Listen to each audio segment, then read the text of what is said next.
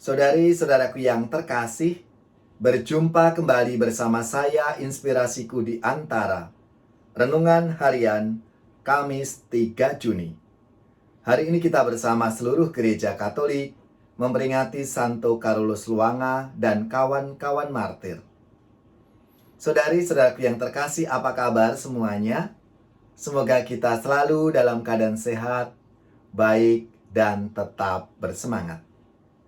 Inspirasi kita hari ini dari Injil Yesus Kristus menurut Markus, bab 12 ayat 28b sampai 34. Marilah kita bersama-sama mengawali renungan kita dengan tanda kemenangan Kristus. Dalam nama Bapa dan Putra dan Roh Kudus. Amin.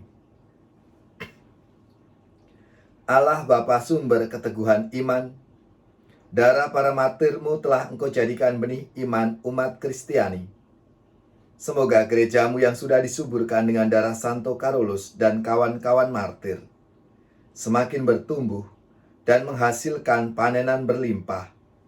Dengan pengantaraan Yesus Kristus Putramu Tuhan kami, yang bersama dengan Dikau dalam persatuan Roh Kudus, hidup dan berkuasa Allah sepanjang segala masa. Dalam nama Bapa dan Putra dan Roh Kudus. Amin. Saudari-saudaraku yang terkasih, inspirasi kita hari ini dari Injil Yesus Kristus menurut Markus bab 12 ayat 28b sampai 34. Mari kita baca bersama-sama. Pada suatu hari, datanglah seorang ahli Taurat kepada Yesus dan bertanya, "Perintah manakah yang paling utama?" Yesus menjawab, "Perintah yang utama ialah, dengarlah hai orang Israel, Tuhan Allah kita itu Tuhan yang esa.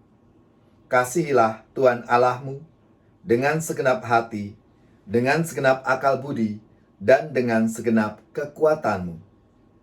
Dan perintah yang kedua ialah, kasihilah sesamamu seperti dirimu sendiri. Tidak ada perintah lain yang lebih utama dari kedua perintah ini." Berkatalah ahli Taurat itu kepada Yesus, "Guru, tepat sekali apa yang kau katakan, bahwa Dia itu esa, dan tidak ada Allah lain kecuali Dia. Memang mengasihi Dia dengan segenap hati, dengan segenap pengertian, dan dengan segenap kekuatan, serta mengasihi sesama manusia seperti diri sendiri, jauh lebih utama daripada semua kurban bakar dan persembahan." Yesus melihat betapa bijaksananya jawaban orang itu.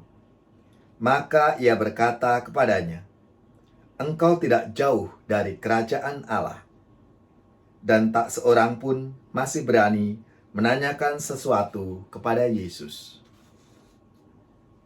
Demikianlah Injil Tuhan. Terpujilah Kristus.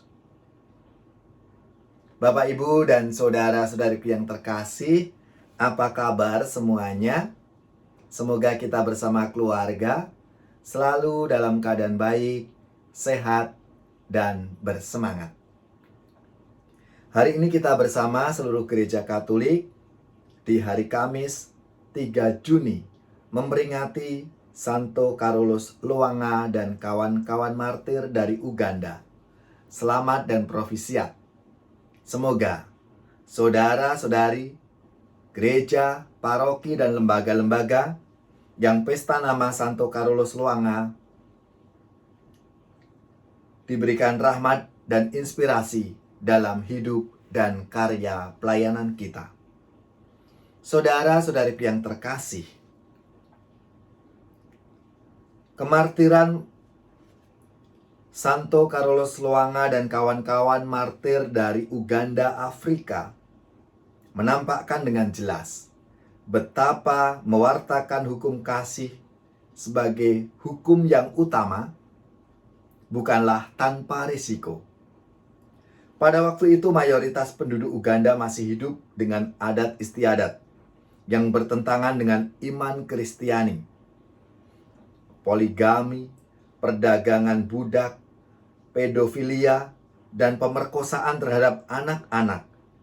Juga praktek animisme dianggap hal yang biasa, bahkan digalakkan.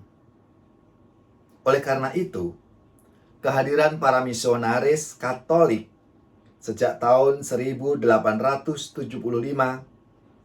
yang dengan gigih mewartakan kebenaran iman dan ajaran Yesus Kristus dianggap sebagai ancaman. Mereka dianggap sebagai penghalang keberlangsungan adat istiadat dan kebiasaan buruk itu. Akibatnya, penguasa setempat tidak segan-segan membunuh mereka, baik para misionaris maupun penduduk setempat yang sudah menjadi pengikut Kristus, karena mereka dengan gigih menentang praktek-praktek yang bertentangan dengan hukum kasih itu. Saudari-saudaraku yang terkasih, pada waktu itu Carolus Loanga merupakan salah satu anak yang melayani Raja Muanga. Pada suatu hari tahun 1886, ia dan kawan-kawannya didapati sedang mengikuti pelajaran agama Kristiani dari seorang misionaris. Hal ini membuat raja yang sangat tidak suka dengan ajaran Kristiani dan suka memperkosa anak-anak laki-laki yang menjadi pelayannya menjadi sangat marah. Ia mengumpulkan para ketua suku dan memerintah mereka untuk menghukum anak-anak itu. Ada yang langsung dibunuh, ada juga yang ditangkap kemudian dipenjara. Carolus Loanga bersama dengan beberapa temannya tidak langsung dibunuh, melainkan dipenjara terlebih dahulu. Namun ia justru menggunakan kesempatan selama di dalam penjara itu untuk mengajar dan meneguhkan iman teman-temannya, juga membaptis mereka yang belum sempat menerima sakramen baptis. Akibatnya, pada tahun itu juga mereka dibunuh dengan cara dibakar hidup-hidup. Saudari-saudaraku yang terkasih, melalui sabda Tuhan hari ini, kita diajak untuk mewujudkan cinta kita kepada Tuhan melalui cinta kita kepada sesama kita. Maka marilah melalui tugas, pekerjaan, dan karya pelayanan kita, kita wujudkan kasih kita kepada Tuhan dengan pelayanan kita, dengan perhatian kita kepada saudara-saudari kita, lebih-lebih mereka yang menderita, mereka yang sungguh membutuhkan uluran tangan kasih kita. Sehingga dengan kita melaksanakan hukum kasih itu, kita semakin mengasihi Tuhan. Kita wujudkan dalam keterlibatan kita, dan akhirnya kita menjadi berkat dalam hidup kita. Bermadalah kita meluhurkan Tuhan, sorakan Haleluya. Pujilah martirnya yang gagah perkasa, soraklah Haleluya.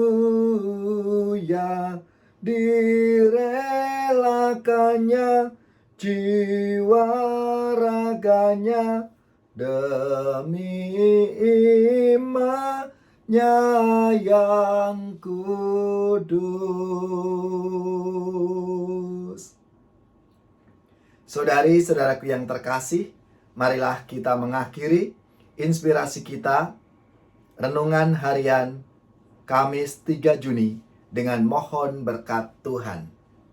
Semoga saudari-saudara sekalian, keluarga-keluarga kita, orang-orang yang kita doakan, mereka yang sakit, yang menderita, seluruh tugas, belajar, pekerjaan, usaha serta karya pelayanan kita, dibimbing, dilindungi dan diberkati oleh Allah yang Maha Kuasa, Bapa, Putra, dan Roh Kudus. Amin.